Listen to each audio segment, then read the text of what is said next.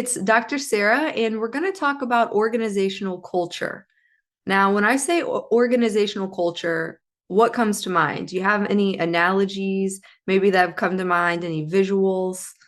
One of the visuals that I really like is from the resource Resilient, and it talks about culture being like a garden. So think about it. Do you have a garden maybe in your backyard, maybe on your deck, maybe when you were a kid? Maybe you have one of those mini kitchen gardens as well. Think about a garden, right? This garden is a space in which there's plants, right? Often we have fruits or vegetables, and we have a gardener. The gardener could be yourself, where you go in and you make sure that those plants, they're getting nourished, they're getting watered. If it's a garden outside, maybe you help make sure the garden is storm ready if a storm is coming. Also, gardeners help weed out some of those weeds, right? Making sure that that environment, that garden is a healthy space for those fruits and vegetables and plants to grow. So let that be in the back of your mind as we navigate organizational culture. This idea of a leader being a gardener. In the resource Stronger People Leaders, we see that one of the key roles of a people leader is to be a culture creator, right? Being someone that not only helps model the culture, but influences the culture towards that positive space where we're bringing a positive presence to an organization, where we're really cultivating a space in which team members can thrive. Now, for a definition perspective of culture, in diagnosing and changing organizational culture, we see that the authors offer a definition of organizational culture represents how things are around here. And it really speaks to the values, the assumptions, the behaviors of the folks who are in that work environment. Now, another visual that's often used and associated with culture is the iceberg.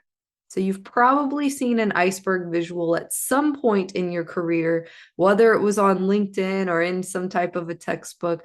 The iceberg analogy is also often used when it comes to culture.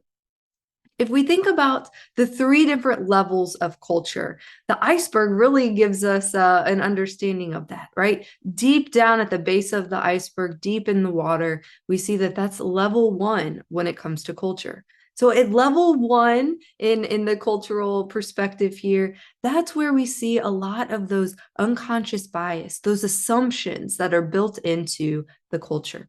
Then as we move up the iceberg, still underwater at this point, we have level two. And level two is really where we see a lot of the beliefs or the aspirations or the rationalizations that are used within the culture, within that work environment. And then level three, as we move up the iceberg, that's the part of the iceberg that's out of water, right? That's the part that's visible. So this can be items such as policies, such as structures that exist within the organization, could be artifacts that are important to the business, to the group, behaviors that are common practice. So these are the three levels of culture, and it's important to think about because a lot of times what happens is we can really recognize those visible aspects, those level three aspects, and we can sometimes wonder, why is that way? Why is that way? How can we go about changing that? How can I use my influence as a leader to go about making lasting positive change in an environment? And it's so important that we then invest time into exploring and navigating what's going on in level two and level one as well. What are some of those very basic assumptions and beliefs that are driving some of those visible aspects of culture? All right, so that's a little bit of an overview of organizational culture. Now, let me ask you, how might you as a leader in your context go about modeling a positive culture where if you are the gardener, if you will, how you are ensuring that those on your team, that you're nourishing and you're watering those within that garden. All right, thanks so much.